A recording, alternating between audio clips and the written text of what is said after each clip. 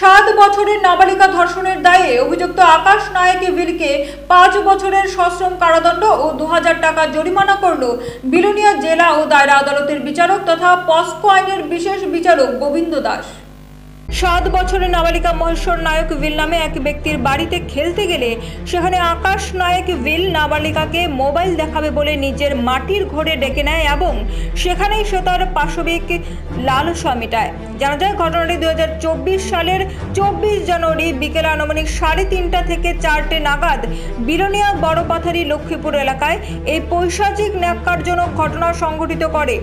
পরবর্তী সময় নাবালিকা ছোট্ট মেয়েটি বাড়িতে গিয়ে ঘটনা জানালে তার বাবা বিলোনিয়া মহিলা থানা অভিযুক্ত আকাশ নায়েক ভিলের বিরুদ্ধে মামলা করে।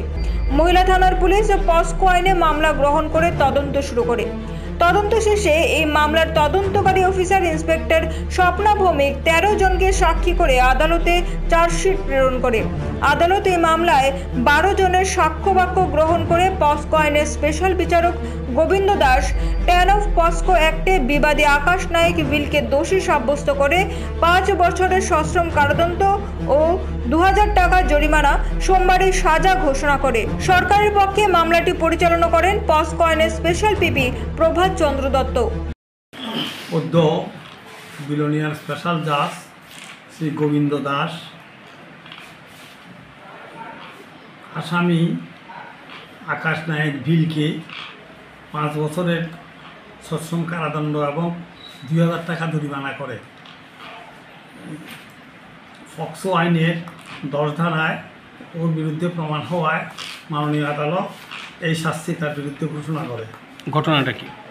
ঘটনাটা হলো গত 24/1/2024 বিকাল অনুমান 3:30 থেকে 4টার সময় পাশের বাড়ির মহেশ্বর নায়ক ভিলের বাড়ি খেলতে গেলে বিবাদী আকাশ নায়েক ভিল তাহাকে মাটির ঘরে ডেকে নিয়ে গিয়ে মোবাইল দেখতে নিয়ে তার পরনের পেটিকোট খুলে জোরপূর্বক তাকে ধর্ষণ করে।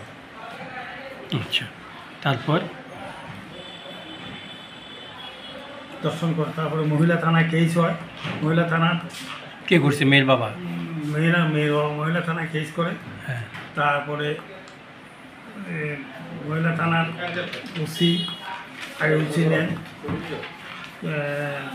স্বপ্না ভৌমিক সে 13 জন সাক্ষীবাচ্য গ্রহণ করে আদালতে চার্জশিট জমা দেয়। চার্জশিট জমা দেওয়ার পরে 12 জন সাক্ষী হয়। এই সাক্ষীতে প্রমাণ হয় যে উক্ত ব্যক্তি কুপাস করিয়াছে, দোষী সাব্যস্ত করিয়াছে। এই রায়। ব্যুরো রিপোর্ট, পাবলিক নাও।